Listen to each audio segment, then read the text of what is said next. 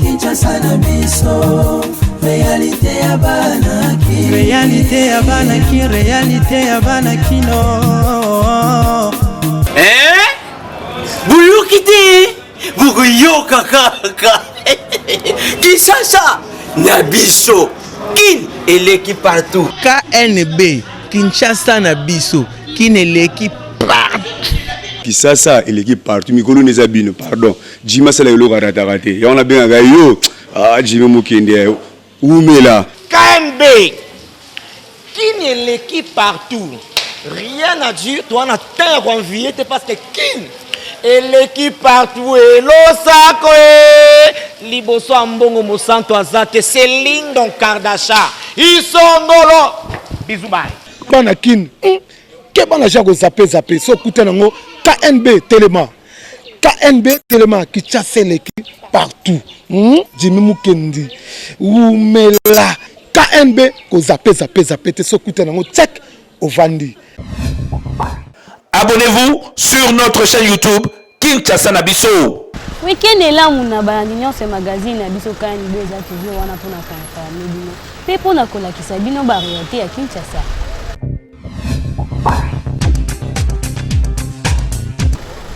To fongola édition na biso na élément oyo. Na no Kivu bomi 3 civils na ba bandits armés na Masisi.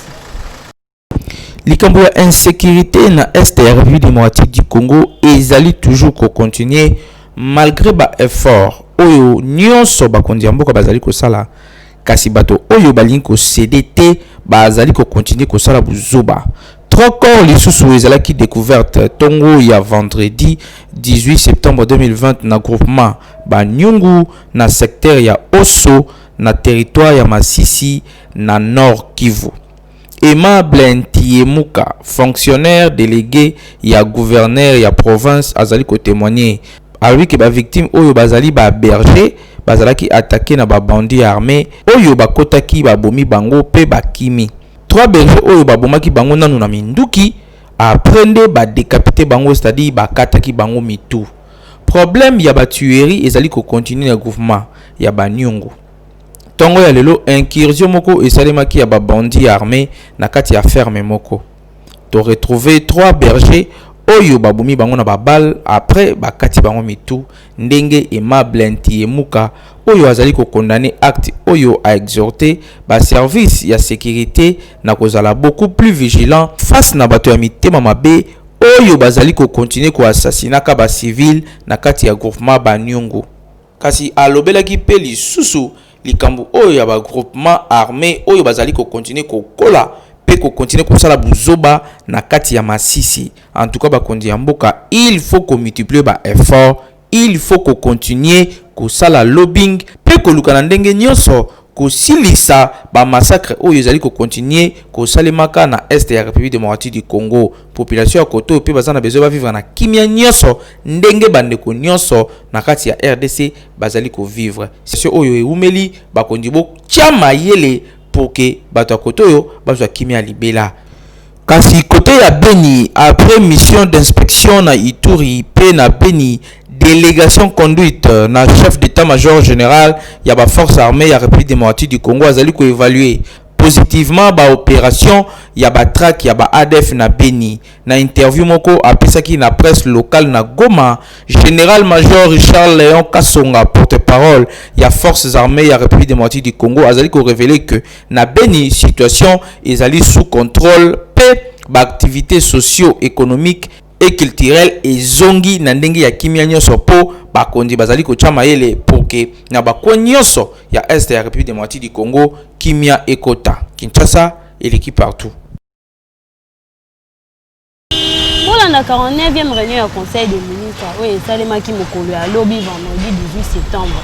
Na porte-parole du gouvernement Jolino Makele. Compte rendu de la 49e réunion du Conseil des ministres.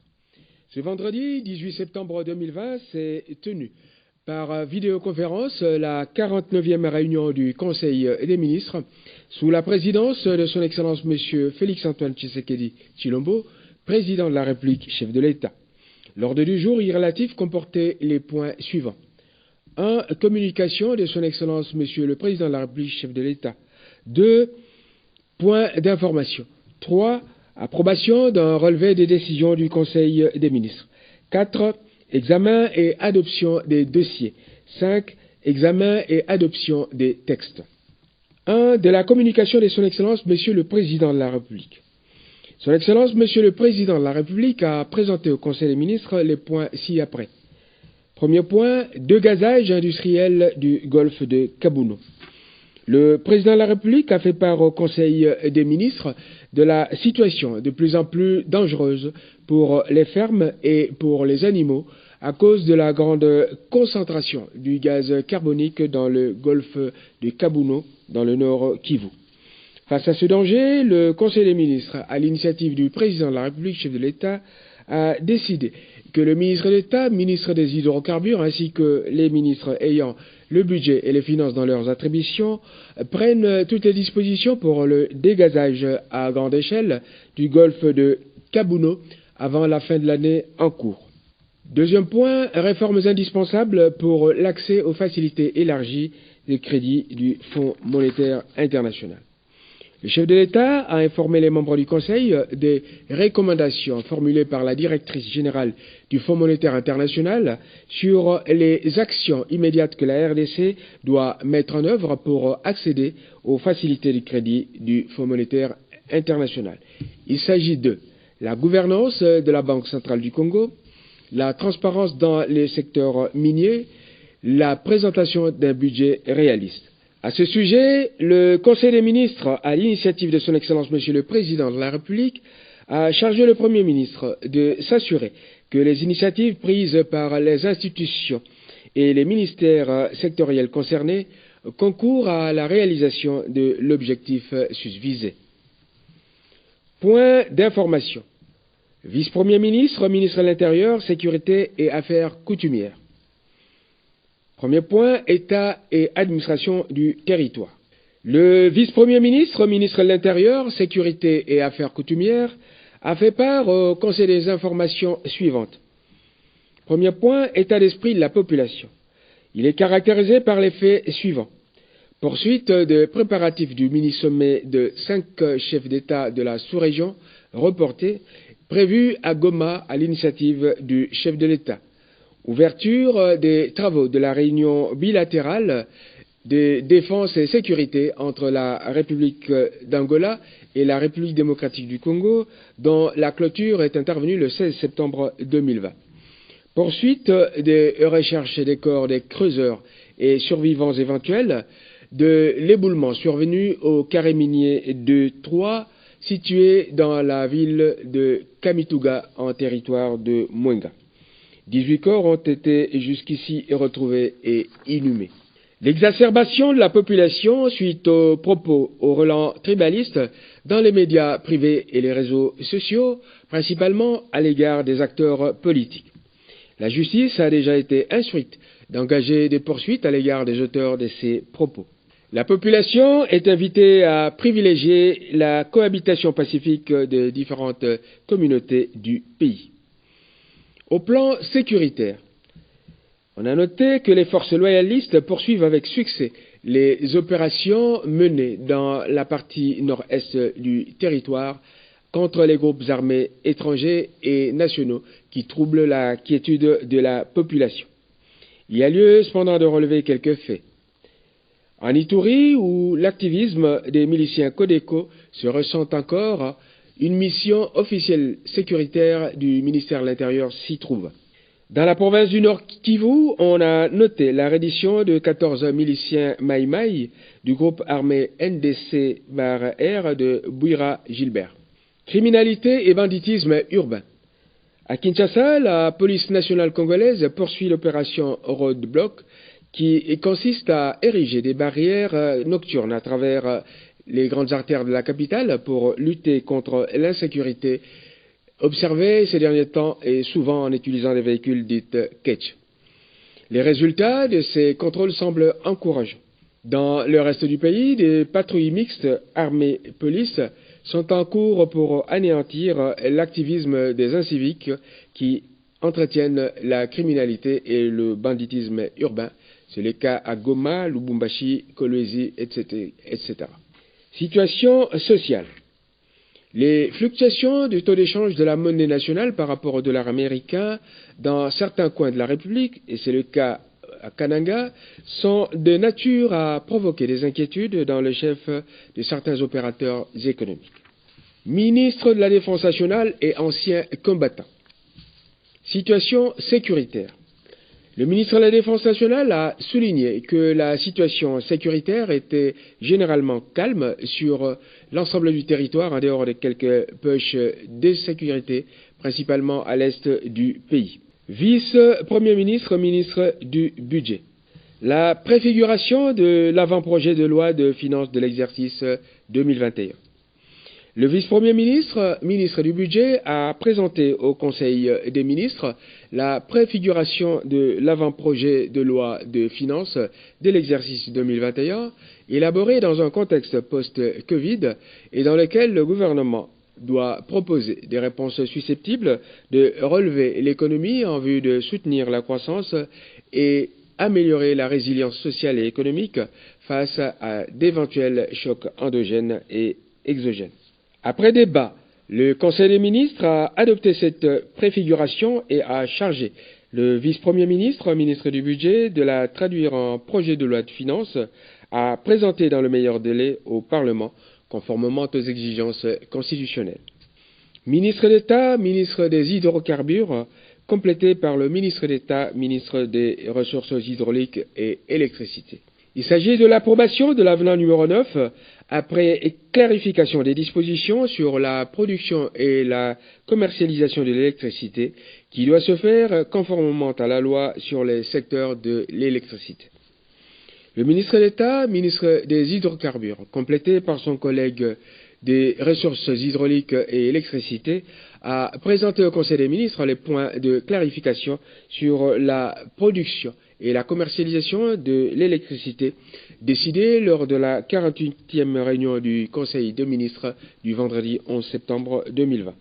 Après débats et délibérations, le Conseil a chargé la commission ad hoc de finaliser le texte qui sera soumis pour approbation à la prochaine réunion du Conseil des ministres avant la signature de l'avenant. Ministre des Droits humains.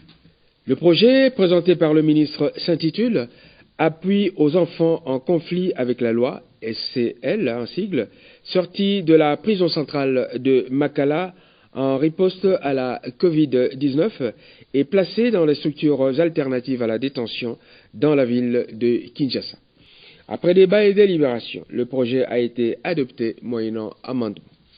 Commencé à 12h23, la réunion s'est terminée à 20h40. Je vous remercie. Parlement européen a signé la Union européenne a bakisa ba sanctions contre ba auteur ya ba crime oyo bazali cité na rapport ya ONU ya projet mapping. Parlement européen na résolution moko a précisé que jeudi au 17 septembre 2020 a invité Union européenne à maintenir ba sanctions à l'encontre ya ba auteur ya ba violence pe ya ba violation des droits de l'homme na kati ya République démocratique du Congo pe azali kosenga ke ba sanction wana ekoma lisusu makasi pe minene à l'encontre ya ba auteur ya ba crime oyo bazali cité na kati ya rapport ya Nations Unies ya projet mapping. Lisusu Parlement européen azali ko condamner recours na violence sexuelle à l'égard ya basi na ba conflit pe azali ko senga na communauté internationale ya ko redoubler ba effort pour na ko éliminer fléau oyo ya ba violence sexuelle pe sexiste na kati ya ba conflit armé pe ba guerre de façon ya ko protéger ba victime ko silisa impunité ya ba auteur ya ba violence oyo pe ko garantir na ba survivant accès na justice na ba réparation pe na ba voie de recours. Parlement européen azali ko féliciter progrès réalisés à travers ratification ya protocole ya Maputo relatif na ba droit des femmes a souligné peu importance ya mise en œuvre ya protocole yango ndenge tokoki kotanga na résolution na ye. Dans l'ensemble, Parlement européen azali ko rappeler que ba violence na est ya République démocratique du Congo et ezali kosalema na ba groupe armé, ba rebelles nationaux pe étrangers oyo bazali financé na ba commerce ya minerai pe bazali kobunda pona ko accéder na commerce yango. A souligner également que ba entreprise nyonso mutu nyonso état to acteur nyonso oyo azali lié na état mosusu pona ko contribuer na ba massacre oyo ezali kosalema esengeli azala traduit en justice. Na yango Parlement européen azali ko féliciter entrée en vigueur ya règlement relatif na ba minerai oyo ezali ko uta na ba zone de conflit oyo ezali prévu na boyokani ya janvier 2021 oyo ezotalisa ba mesure ya liboso ebele oyo esengeli communauté internationale azwa pona ko s'attaquer directement na problème oyo esi eboti barasine pe eumeli tango molai. Parlement européen azali ko souligner que ezali urgent kozwa ba mesure wana supplémentaire pe ko appliquer yango obligatoirement sur comportement ya ba responsable ya ba entreprise oyo bazali ko sala ba activité na bango na ba zone de conflit ndenge résolution yango ezali ko continuer koloba. Lisusu Parlement européen azali ko senga coopération transfrontalier na ba région ya Grand Lac africain pe mise en place na stratégie moko régionale na ba pays voisins pour na ko lutter contre ba violence oyo pe ba violation ya droit de l'homme na kati ya République démocratique du Congo. Kinshasa et l'équipe partout.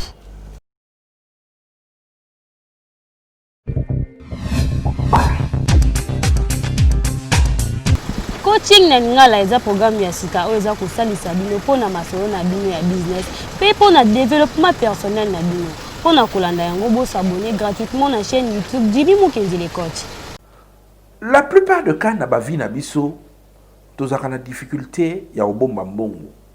C'est-à-dire ngai banana bana musala salaire na zwa kesilaka et comme à la fin du mois te so ba futinga les 5 na sali ba biloko ya ndaku tito comme les 10 les 15 mbongo nyonso esili ba les 17 na komi koluka ko beta miso ba les 20 kutu koloba te tina comme les 25 mbongo e kokaka kokangisa mois te mbongo esilaka nga et puis mbongo tango esilaka yo ezalaka te que mbongo za osila yo parce que eza mukie ezala ebele ezala ndenge nini soko zwi mbongo kaka nde baloba maboko madusu soko zwi kaka mbongo tu nyonso ekei likambo ifana sala likambo ifana sala likambo ifana sala donc bamakambo nyonso oyo ifale osala esalaka que ogarde mbongo te. C'est un problème. Parce qu'en réalité, la richesse, les alim bongo t'aura pas monté. Les alim bongo tu arriveras à économiser sur les bongo.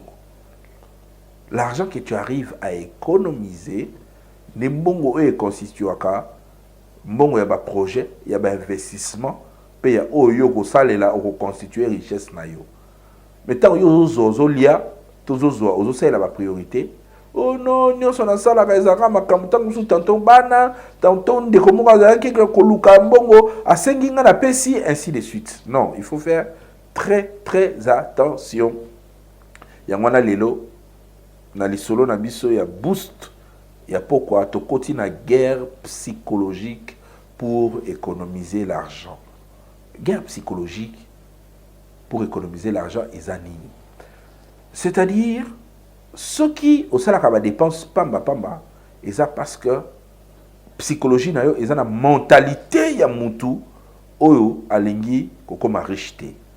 Psychologie na yo eza na mentalité ya mutu oyo alingi ko sala ba grande chose te. Oh ba grande chose nyonso le capable ba sacrifice. Ba grande chose nyonso même Jésus-Christ tango yaka na se awa et sengela ki ba boma makilani tanga ba tchaye sur la croix pour sens ya chrétienté zala. La richesse ou l'argent, ce n'est pas tout ce que nous amassons, pas du tout.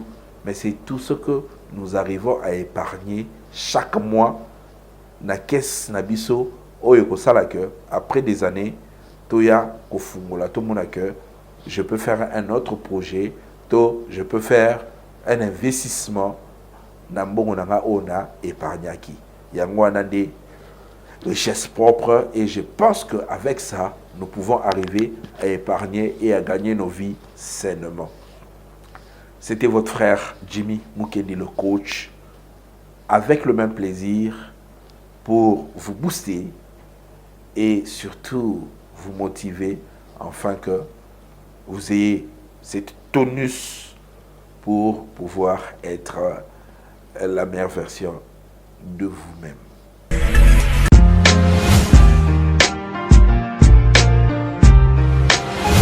Entreprises, institutions publiques et privées, ONG, partis politiques, commerçants, sachez que la communication constitue le socle de l'émergence de vos activités, produits, services et marques. La communication ne s'improvise pas, mais les méthodes et les stratégies de la communication s'apprennent. La mouture ASBL organise la session de formation spécialisée en communication des organisations en 2 mois. Premier niveau, communication 360 degrés, les relations publiques et relations presse. Deuxième niveau, marketing marchand, marketing politique, conception publicitaire et gestion d'agence conseil en communication.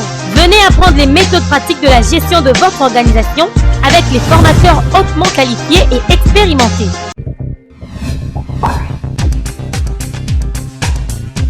tolingi toyeba nini etindaka bapapa mikolo misusu balinga bana mike. Reportage ya Miti Mafuta. Bapapa mingi bakoma na basystème ya mabe ya kolingaka bana mike.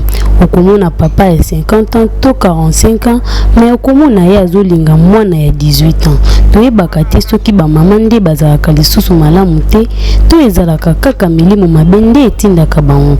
Tokutanaki na bakina mpona kotuna nini nde etindaka bango basala bongo. Eza mabe. Bon, mpona nga na olobi eza mabe pourquoi? Po bapapa wana ezoyebana te, bazosala bongo mpo baza na bakisi na bango, bazoluka babebisa ba étoile ya bana basi ya bato. Yango ozomona bazolanda bango na bambongo, koluka kokomisa bango bati na bango justement kaka po baganye étoile na bango. Koloba pe mpo na biso mo pe susu ba jeune fille eza mabe, biso mo pe su tozolanda pona nini lokoso ya mbongo. Biso mo pe su ba fille tolingi ko envier omoni muninga alati boye po bitenga pe fo na landa na luka na zwa kaka nde muninga na nzu yango ezomema biso na banzela bapapa. Bapapa wana pe ba misusu ye moko ayebile pourquoi zolinga, ba misusu aza na bakisi na ye akozwa yo ba bimi na yo akanyo ba chance mabala ya mabota. Donc pona nga na koloba ka bongo comme conseil ko pesa baba papa wana po ba papa wana basala bongo ka pona bango mon côté po ndeti soki yo jeune fille papa wana approcher aye pembe na yo soko alingi yo soko boyo okanga wana makasi te. Donc soko alingi yo pe o sepe no s'intéresser nango nde oko nzima pona ba papa na toto pesi bango conseil pona nga na oloba ke batika basalela ngote. Mais ata so to pesi bango conseil eza nango métier na bango. Est-ce que bakoyoka mwasi a déranger na ka mobali et mobali a déranger na ka mwasi et dépendant de na mwasi ye muta konzima to konzima te nga pona ba papa bongo na pesa bango conseil batika eza bien te biso pe ba fille to tika lokoso mbongo po ba papa na baso salela ba chance na biso. Pona ngai eloko esala ki ba papa balinga bana mike premièrement na ba ki ba papa na ba bando o papa aza responsable atana bana o bazana niveau ya bano ya zolinga akosela ngote keke soit mabe za na ndako na mwasi na akosala ngote po même bible zo ba nidité ya para et pas à moi les malédiction maintenant para zo ndima modi mwana muninga c'est que aza para moi aza ndoki en plus na bana ngo ya mike tango yebi ke papa mukolo azolinga okoboya te bon po na comme conseil na rolo bake ba papa na ba bandoki yo mwana mwasi so moni papa mukolo azolinga yo fo boya po bible zo loba ngo bien nidité ya parents et pas à moi les malédiction. Donc ce que moi on dit tata mukolo ndingo na seke on dit mais la maudit po bible le roi c'est le bien on sait que ça maudit vine au mobimba. Donc faut qu'on éviter ba kolinga ba tata wana mikolo ba tata mo mabe po tanga yesa na moi ce que ça que moi no aye amoni muninga ne tata lingi a ko sepelateur boya. Ya liboso bi eloko nini ngosala ke po ba tata ba kolinga bana mike.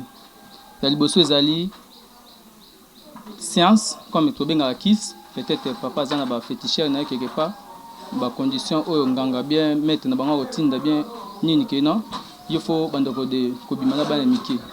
Ya mibale ezali habillement ya ba jeune fille o bazo kola mikolo bien ba jeune fille o babenga ya batasika o habillement na bango nde yango ezoko attirer ba papa ba koma kolinga bana mike ya liboso na koyebisa ba papa ke oza na mama uta olinga mama uta kala kino na temps oyo oyebi étape o mama ozola kae na oyo akomi lelo c'est que soko za fidèle na mama okangama na mama oyo bozana molonga oyo bozana na ba jeune fille o bazo kola bien génération oyo biso ya 4e génération na ba jeune fille mingi tozoko adresser ba jeune fille que habillement kaka ya pamba soki obongisi habillement na yo wana eza malama ba habillement o bazolata nde yango ezotindaka batata bakoma kokwea pana bango misusu nga mona ngo za bamvutuma misusu ezake peut-être alinga te na bu jeunesse na ye nga na okondane vraiment mingi bana na okondane mingi bana pona nini papa wana yo ozolanda wana oyebi te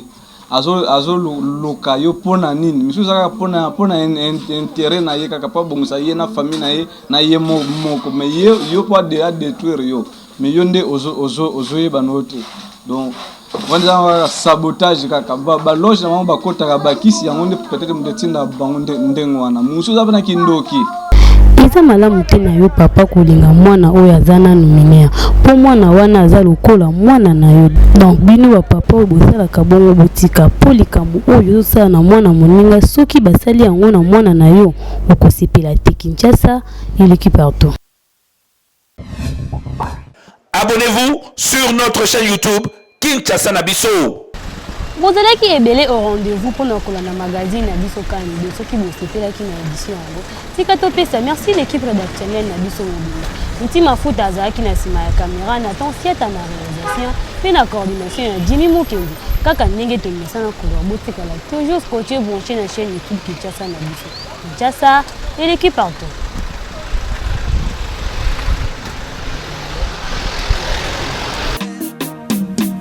Magazine